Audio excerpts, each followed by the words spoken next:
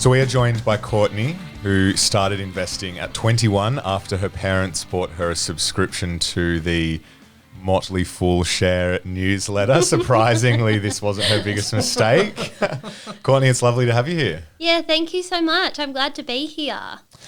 So this episode is all about mistakes. We've all made mistakes as investors, and we love hearing the stories of mistakes to help people either not make them or realize that it's not the end of the world if you do. What is your biggest investing mistake? Yeah, so I think I'll probably start with saying that my biggest investing mistake was probably not doing enough research. And not being curious enough on what I was getting myself into. So I guess to sort of segue into the mistake that I made, and minus the Motley Share Full Advisor subscription letter that I got from my parents. So I was set up with an investment broker, Halifax Investment Services.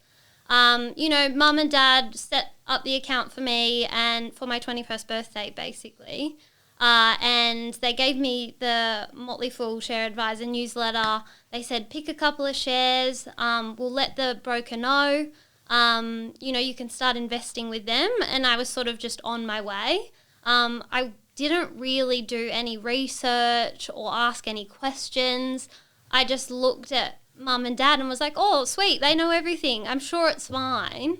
And then, so I started, putting in, $1,000 here, a couple of grand there over probably about 4 or 5 years, all the way up until I was about sort of 25, 26. And then I decided to save for a house deposit. So I started to sort of stop putting money into shares. And start saving the cash in my bank account to then eventually save for a deposit for an apartment. So that probably then took me to 2018, where I sort of had a decent amount of money to buy an apartment, but I wasn't quite there. So I thought what I'll do is I'll dip into a little bit of my shares to get me that deposit. And when I actually went to contact the stockbroker, Halifax Investment Services, I then got a bounce back email saying that the company had actually gone into liquidation. Oh no. And I got this email and I just remember being like, what does that even mean? I honestly had no idea what the implications of that email meant. And then slowly there was a hotline that you had to call that I obviously got on the phone to, and they said, the company's gone into liquidation, investors can't access their funds. Oh. They're going through the courts. And this all happened in 2018, but I hadn't contacted the stockbroker until 2019. So I'd heard nothing of it because I think because my mum subscribed me to the stockbroker, she was getting the emails. Oh, no. Not me. Your mum didn't say anything? No. So she just rookie error. So then it was just this massive shock, and I had to try and figure out what this all meant for me. They had they were talking us through when we'd get our money back and if we get any money back at all, and it was so up in the air. So it was devastating because not only was my money tied up with this stockbroker that I couldn't access, but nor could I buy this apartment that I had found to sort of buy and get my foot into the property market. So I was devastated, but, I think from there it was just a huge learning curve for me. And it has since made me realise that there is a lot more to investing. My parents probably simplified it for me and they made it very accessible to me. So I therefore never questioned anything, and since now that all this has happened and I've very much been researching now and listening to podcasts like yours, and a whole heap of other podcasts as well, and I've just sort of had this massive realization that like, oh my God, I would like went in so fast and loose, like had no idea. And yeah, I think definitely a learning for myself and anyone out there is to ensure that like you're asking yourself the right questions, you're talking to your friends, you're talking to your parents, or maybe not your parents, and just, you know, making sure that you feel like it's a safe place to put your money. So I think that was probably my biggest mistake, but also my biggest learning. Nice. It's tough because you were doing everything right, starting investing young, Yeah. putting money into the market over a long period of time. But I think it's a good lesson that the platforms that you use and the brokers that you use are also really important. Oh, so important. And I think I've probably, you know, over-researched now who I invest my money with because of it. And, you know, we're still going through the process with the liquidation and the administrators with Halifax. And, you know, it's constantly being pushed out on when we will get our money back. You know, they said 2020, they said 2021, now it's 2022. So these things can take years and years, and it has happened in the past. It is quite unlucky, though, because Australia's very regulated, I think, in this space.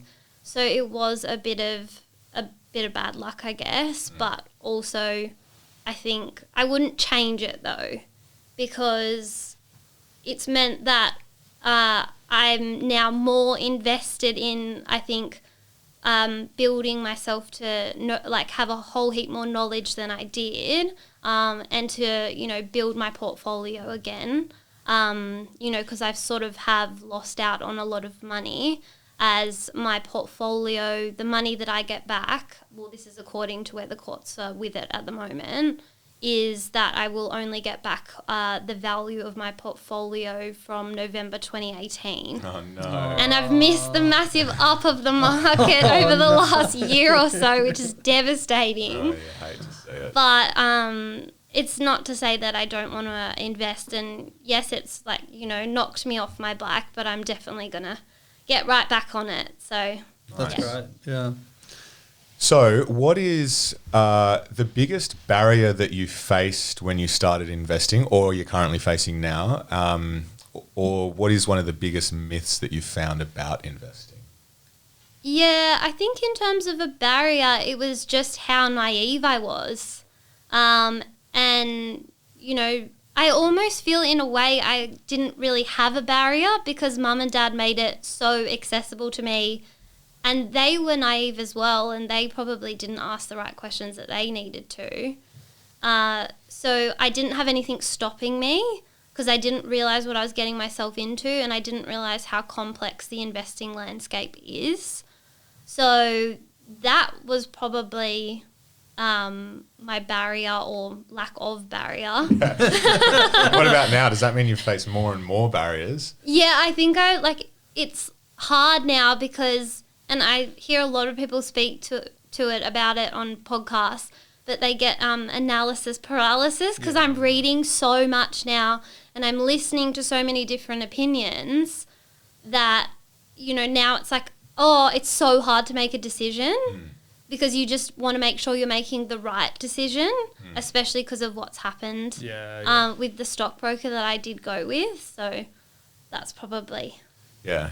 Choice paralysis. I get that. Yeah, it's so hard. Yeah, and I can imagine when people are starting their investing journey and you're looking at all the ETFs out there available, and I mean, there's 60,000 stocks in the world or something? Yeah. Well, there's like 240 ETFs in Australia. Yeah. I can imagine how difficult it is to just make that one single choice. But I feel once you make the choice, it all kind of opens up from there. Yeah, definitely. And I did get there. My boyfriend and I recently just opened an account together and we invested into the NASDAQ 100. So that was exciting.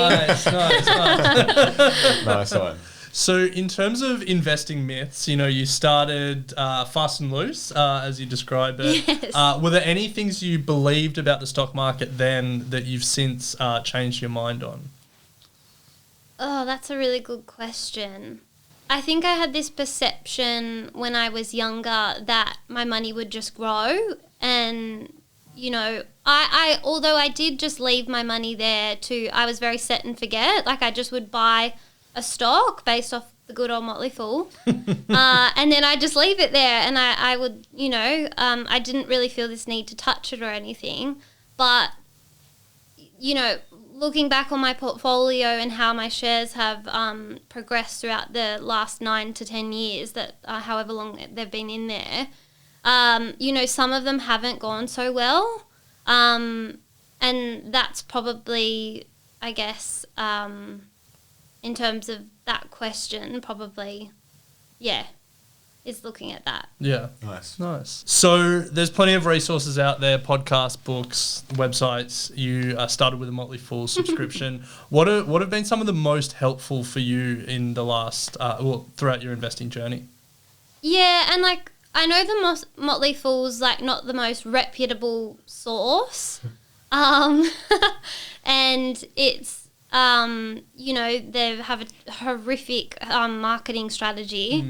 But for me, when I was younger, it was good because it simplified things, and they only would have like 5 or 10 picks within the newsletter, which sort of helped because, I like we were speaking to before, there's so many stocks and ETFs that you can choose from, that, you just end up like not buying it all because there's too many to choose from. So I think the resource when I was younger, it did help me because, they provided like a simplified thesis, and, it made it easy for me to pick because there wasn't that many. So that probably, it did work when I was younger.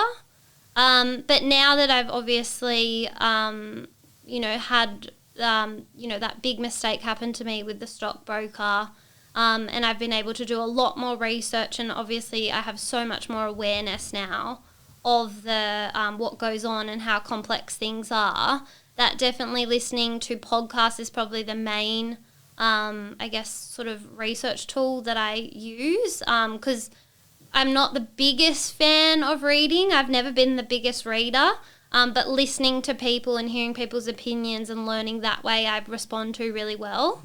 So, like Equity Mates and My Millennial Money, and I like listening to, some property podcasts as well. They've been really good, and I would love to get a subscription to the AFR, but I know I think it's like $7 a week, and I haven't quite dipped into that yet. I think it's the most expensive news subscription in the world. Yeah, okay, is it? That would make sense. So, so I'd love to get a subscription to that because I do read some of their articles, but it's funny.